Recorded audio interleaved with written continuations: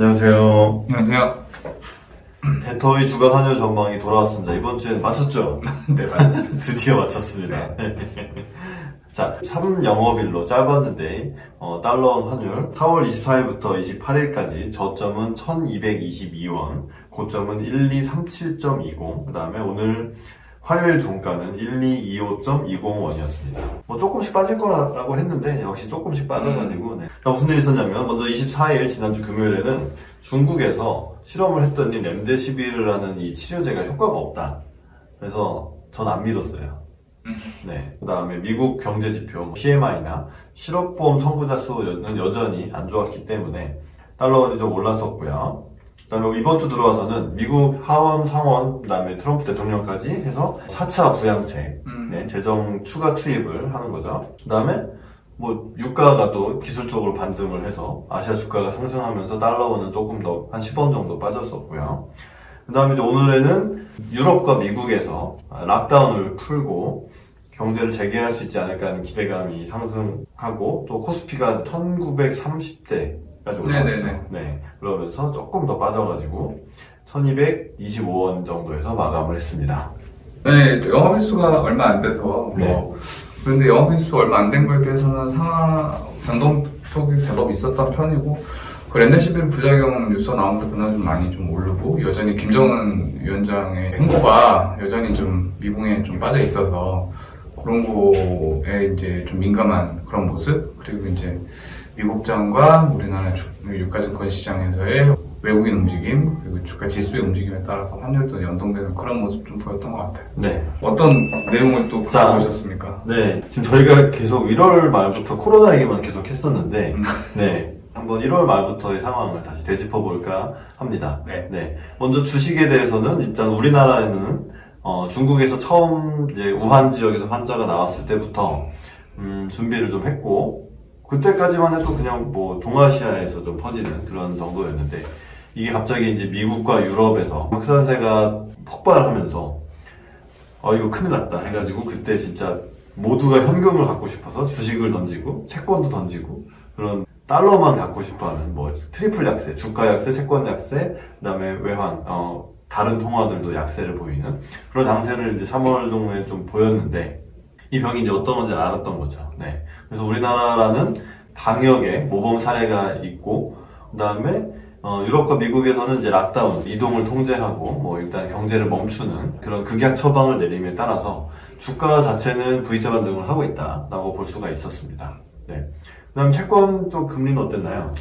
네, 금리는 일단 이번 코로나19 요 바이러스가 이제 본격적으로 저희 설 연휴 직전부터 조금씩 이제 문제가 좀 되기 시작했는데 사실 그 전에도 이란의 이제 최고 사령관의 필습 사건 거기에 있으면서 금리가 사실은 작년 말에 이제 뭐 세미나나 이렇게 이제 애널리스트 얘기를 좀 들어보면 올해는 이제 채권 시장이 녹록지는 않을 것 같다. 이렇게 채권에 이제 국채 공급량도 좀 많고 정책적인 걸 봤을 때도 수급적으로 발행이 많기 때문에 채권에 우호적인 환경이 되기 쉽지 않고 특별한 금리나 이슈가 없어 보인다. 그래서 이런 게 이제 작년 말까지 불과 12월 말까지 이제 시장을 바라보는 이제 시선이었는데 1월 되면서 갑자기 이제 그 군사령관 필습 사건 나오면서 안전자산 선으로 이제 쭉 금리가 좀 하나로 낮췄고 이제 그 본격적으로 이제 코로나19가 1월 말부터 나오면서 우리나라는 이제 1월 말 설 끝나고 본격적으로 이제 코로나 장세 하면서 2월, 3월에 급증한 변동, 3월 말부터 회복, 그러니까 4월에 단기적인 안정성 회복 이런 단계 거치면서 채권 금리가 쭉 1월 달에 빠지다가 2월까지도 이제 좀 빠졌죠. 왜냐면 안전자산 저희가 이제 준 안전자산에 이제 어느 정도 지위를 갖고 있다고 이제 시장에서 평가를 하기 때문에 주식이 빠지면은 채권이 좀 강해지는 그런 금리가 빠지는 그런 이제 현상이 나오는데 그게 3월에 무너졌죠. 3월에 우리나라만의 문제가 아니라 이제 유럽, 이태리를 시작으로 해서 독일, 이제 미국까지 이제 그렇게 퍼지면서 글로벌 주식이 이제 하락하고 거기에 맞물려 있는 파생 상품의 크러쉬가 이제 나면서 각종 마진콜, 그다음에 뭐 달러 담보 뭐 이런 그게 어마어마하게 이제 필요한 상황이 되면서 미 국채와 금마저 팔아제끼는 모든 자산을 처분하고 원리 달러 만 이제 매수하는 그런 모습이 나오면서 우리 국채도 예외가 될 수 없었고 3월에 그래서 급격히 이제 한 일주일 정도 굉장히 위기 상황이 있었어요. 시장금리가 많이 올랐었던 거죠. 국채금리가 이제 시장금리를 얘기하는데 기준금리는 3월 16일에 낮췄지만 50bp나 낮췄지만 그게 0.75죠 지금 낮췄지만 오히려 시장금리는 상승하면서 굉장히 시장의 불안감을 조성되는 좀 그런 모습이었고 최근 4월 들어서는 이제 그 각종 이제 한은의 안정화 대책 그리고 정부의 이제 적극적인 재정 정책 그리고 이제 뭐 거의 연준의 무제한 이제 지원 이런 게 이제 동시다발적으로 국제 공조가 이루어지면서 4월은 좀 안정을 찾아서 국채 금리 같은 경우에는 한 절반 정도 돌아온 것 같고요.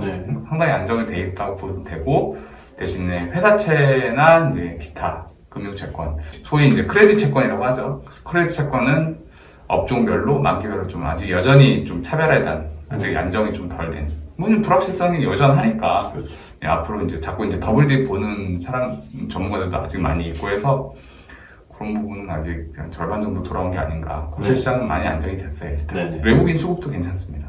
외국인이 다시 이제 한국 채권을 뭐 네. 사실 주식을 순매도 하고 있지만 한국 채권을 사고 있다 이렇게 정리할 수 있겠네요. 그다음에 이제 달러원 환율의 경우에는 2월까지는 괜찮은 1200원 선 이하 1190원 이 정도까지 유지를 하다가 3월에 들어가면서 그 유럽과 미국, 이탈리아를 시작으로 급격히 퍼지면서 1300원을 한번 찍고 갑자기 한국은행과 연준이 통화 스와프를 체결했다는 소식에 그냥 찍고 쭉 내려왔죠. 50원이 빠졌던 걸 기억해요. 맞습니다. 그러면서 이제 지난주에도 말씀드렸던 1210원에서 1240원 박스권 안에서 약간의 균형점을 찾아가고 있는 그런 느낌이 들고 있고요. 유가는 지난주에 했으니까 넘어가시죠. 그래서 지금 이 상황에 대해서 뭐라고 할 수 있냐면 이제 이 코로나19라는 게 뭔지는 대충 알아요. 시장 참가자들이 대충 알고 있다. 그래서 여기에서 물론 낙관론자들도 있고 비관론자들도 있어서 지금 어떤 약간 균형을 가지고 있는 그러면서 약간은 시장의 안정이 오고 있다. 어떻게 보면 소강 상태라고 좀 보죠. 그렇죠. 소강 상태이고 경제 지표가 뭐 그래 3월 경제 지표가 4월 달에 발표됐던 것들이 안 좋은 건 알겠다. 이후의 상황들 이제 얼마나 락다운을 풀고 경제가 재개될 것인가. 그다음 우리나라의 경우에는 수출이 지금 안 좋은데 이게 이제 내수 진작을 좀 하면서 어떻게 좀 GDP, 경제 성장률의 부진함을 좀 만회할 수 있을지 이제 이거를 확인하면서 나아가는 그런 단계가 이제 5월 이후에 장세가 될 것 같습니다. 뭐 개인적으로는 우리나라 자체만 봐서는 사실은 유일하게 경제활동을 유지하면서 방역을 성공적으로 대처하고 있는 그런 나라이기 때문에 우리나라 자체만 봐서는 경제활동에 의외로 크게 뭐 회복 못할 정도의 타격이 올 거라고 생각은 안 돼요. 물론 이제 수출 위주의 수출 의존도가 워낙 높다 보니 타격을 받을 수밖에 없지만 어느 정도 내수가 전년과는 다르게 좀 내수가 좀 커버해줄 수 있는 부분이 좀 있다고 생각을 하고 문제는 이제 지금 치료자 백신이 개발이 안 된 상태에서 이제 다른 나라들이 이제 못 견디고 경제 활동을 재개할 수밖에 없는 등 떠밀려서 재개할 수밖에 없는 상황이 지금 왔는데 관건은 이제 2차 확산 여부. 그럼 다시 락다운을 해야 되는. 그게 그럼 더블 반드시 온다. 그런 일은 없었으면 좋겠지만 없었으면 좋겠어요. 그리고 실물 경기 타격을 가능할 수 있는 게 하반기 되면 어느 정도 윤곽이 나오지 않겠냐.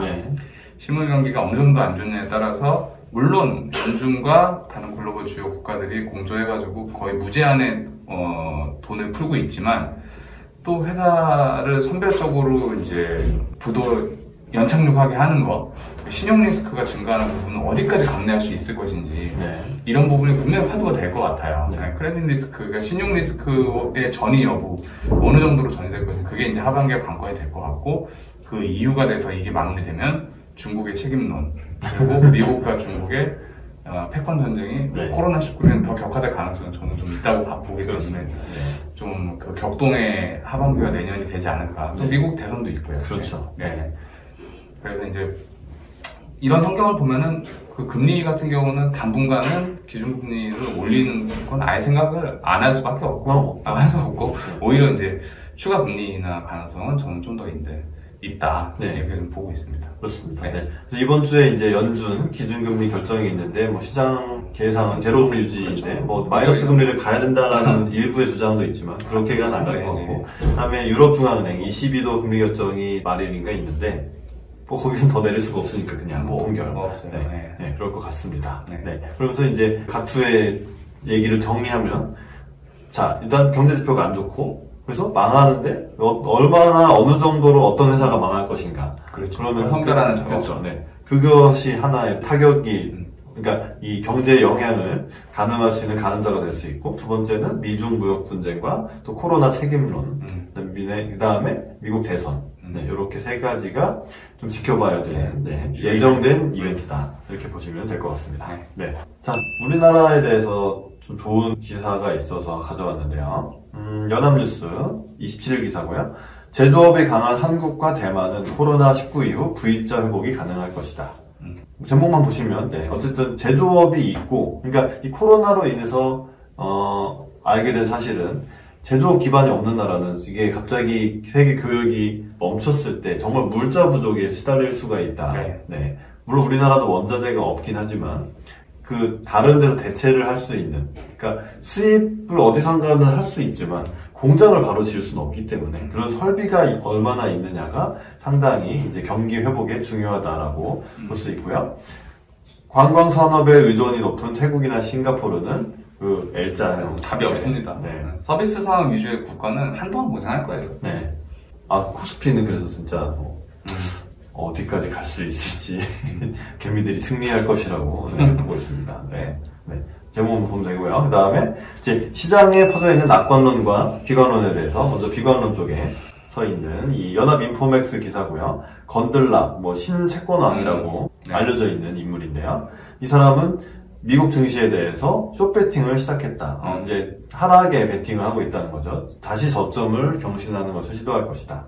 그러면서 이 사람은 지금 이 상황을 이해를 못한다 이거예요. 왜냐하면 2,600만 명이 실업보험을 청구했고 일자리를 잃었는데 이게 심각하지 않은 게 뭐냐.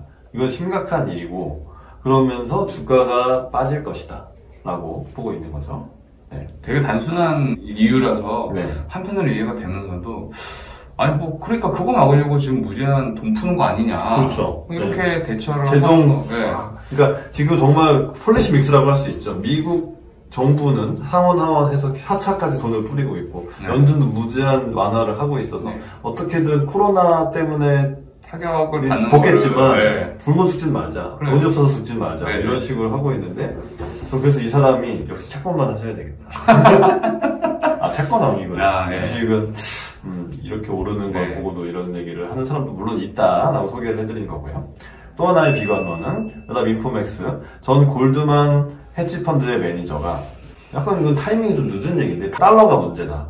네. 주식 매도 신호가 나올 것이다. 뭐 그 제목만 봐도 느낌이 달러가 당연히 문제죠. 달러는 언제나 문제가 될 수 있는 그렇죠. 안전자산인데 문제는 지금 달러가 문제가 돼가지고 세계 경제에 타격을 줄 만한 나라들과는 다 대처해놨어요. 그렇죠. 트리거가 없다는 네, 지금 이미 방어만 해놓고 통화 수합도 해놓고 그다음에 미국 국채를 담보로 연준해서 달러를 빌려주겠다라는 것도 지금 시행을 하고 있어서 아마 진짜 달러가 문제가 되는 나라들은 불행히도 이제 아프리카나 진짜 신흥국, 이머징 국가들 중에서도 글로벌 경기에 크게 타격을 미칠 수 없는, 영향을 미칠 수 없는 그런 데가 문제가 될 거라서 사실은 단기적으로는 이거는 조금 안 맞는 것 같다. 네, 그렇습니다. 개인적으로 좀 그렇게 생각을 합니다. 그래서 이 폴이라는 CEO인데 자신의 트위터에 달러 스와프 라인, 양적 완화, 강력한 권고 등은 아무런 도움이 되지 않았다. 라고 평가를 하는 게 잘못됐죠. 뭔 소리야? 도움이 되고 있는데. 네, 우리 금융위기 때 미국 통화수합 해가지고 한미 통화수합해서 1,500원에서 1,200원을 바로 내렸는데. 네. 저희는 극복했습니다, 어쨌든. 네, 딴 데 모르겠어요. 이 사람은 그냥 미국 사람인가? 네. 자, 반면에 낙관론도 있습니다. 골드만삭스는 제목이 코로나19의 경기 침체는 현대 역사상 가장 깊고 또 가장 짧을 것. 골드만삭스라는 이 은행은 코로나19로 인해서 경제는 뭐 가장 심한 침체와 위축을 보이겠지만 그 기간은 2-3개월로 짧을 것이다. 보통 침체는 11개월 이렇게 경기 사이클상 뭐 침체 기간이 이제 11개월 정도 유지가 되는데 지금은 2-3개월 팍 빠졌다가 팍 올라올 거다 라고 얘기를 하는 거죠. 투자자들은, 그러니까 지금 이게 가격에 반영이 되어 있는데, 이런 침체가 이미 시장 가격에 반영이 돼 있어서 투자자들은 한 향후 2년 동안은 거시경제가 안 좋을 걸 알고 있어요. 저평가된 걸 이미 알고 있고, 이래서 이제 조금씩 올라오는 것도 예상했던 일이다. 킹반영. 선반영. 선반영. 킹반영. 각반영. 네, 다 나왔어요. 유행하는 킹반영, 각반영. 뭘 하면 무조건 각반영. 그래서 마지막 문장이 중요한 겁니다. 시장은 적어도 단기적으로는 계속해서 나쁜 소식을 못 본 척할 것이다. 왜냐하면 이미 반영돼 있으니까. 킹반영 됐죠. 네. 네. 뭐가 맞다 틀리다 문제가 아니라 네. 다양한 시각들이 있다. 그러면 이제 사람들이 알게 되는 거는 급격한 변동성은 이제 살짝 같고, 네. 사실 그 VIX, 빅스 지수라는 그 주가의 변동성에 베팅하는 것도 사실 뭐 80 정도까지 갔다가 이제 30대로 내려왔어요. 네. 그것도 되게 이제 변동성이 다시 줄어들 것이다라고 베팅했던 사람들은 돈을 꽤 많이 벌었을 것 같아요. 많이 벌었겠네요. 네. 요런 아직도 한 방향으로 쏠리는 게 아니라 낙관론과 비관론이 팽팽한 상황에서 시장은 점점 코로나를 잡는 이 여름과 함께 안정화에 들어갈 수 있다.